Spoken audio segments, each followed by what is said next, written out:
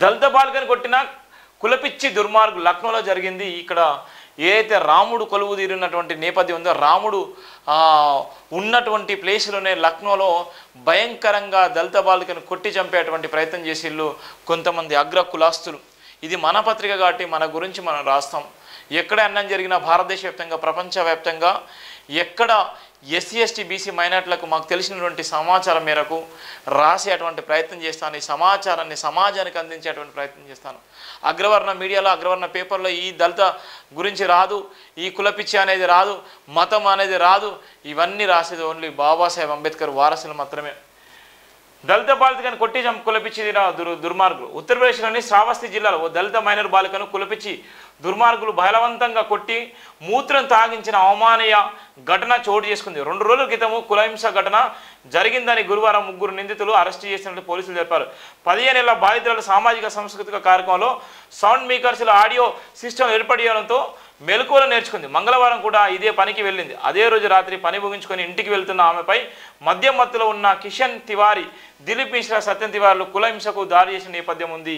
ఆ అమ్మాయి వీడియో కూడా చూసినాం. ఆ అమ్మాయిని అతి దారుణంగా భయంకరంగా కూడా ట్రోల్ చేసి ఆమె ముక్కును కూడా కోసేసిన సందర్భాలు చూసినాం. ఎంత బాధాకరం అంటే అంత బాధాకరం. ఒక దళిత బాలికను చిత్రహింసలు పెట్టి ఇష్టానుసారంగా ఆమె బట్టలు చింపేసి రేప్ చేసేటువంటి ప్రయత్నం చేసి కొంతమంది కుల ఉన్మాదులు. అది ఉత్తరప్రదేశ్లో జరిగినటువంటి లక్నోలో జరిగినటువంటి భయంకరమైన పరిస్థితి.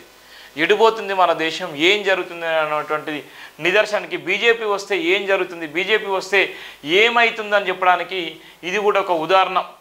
దిలీప్ మిశ్రా మద్యం సీసాలో మూత్రం విసర్జన చేశాడు. సత్యం కిషన్ బాలికను పట్టుకున్నారు. బాలిక నోటిలోకి మూత్రం ఉన్న బాటిల్ను బలవంతంగా తాగించాలని పోలీసులు తెలిపారు.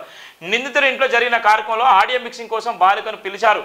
పని కోసం అదనంగా డబ్బులు వసూలు చేసేందుకు నిందితులు బాలికపై అగ్రహం వ్యక్తం చేశారని పోలీసులు వివరించారు. నిందితులు మైనర్తో అసభ్యంగా ప్రవర్తించారు మరియు ఆమెను కొట్టారు. వారిలో ఒకరు మూత్రం ఘటనను వీడియో తీశారు అని గీలాల పోలీస్ స్టేషన్ ఆఫీసర్ మైమూనుద్దీన్ ఉపాధ్యాయ చెప్పారు. బాధిత బాలిక ఇంటికి వచ్చి జరిగిన విషయాన్ని అన్నయ్యకు చెప్పడంతో బాలిక తల్లిదండ్రులు పోలీసులకు ఫిర్యాదు చేశారు. వారి ఫిర్యాదు మేరకు కేసు నమోదు చేసుకున్న పోలీసులు నిందితులను అరెస్ట్ చేశారు. ఓ గిది జరుగుతున్నటువంటి కుల ఉన్మాదం. బీజేపీ ఎందుకు కావాలి, బీజేపీ ఎందుకు వద్దో ఇప్పుడు చెప్పండి. ఇక చాలామంది బత్తాయిలు బీజేపీ జయగొడతారు.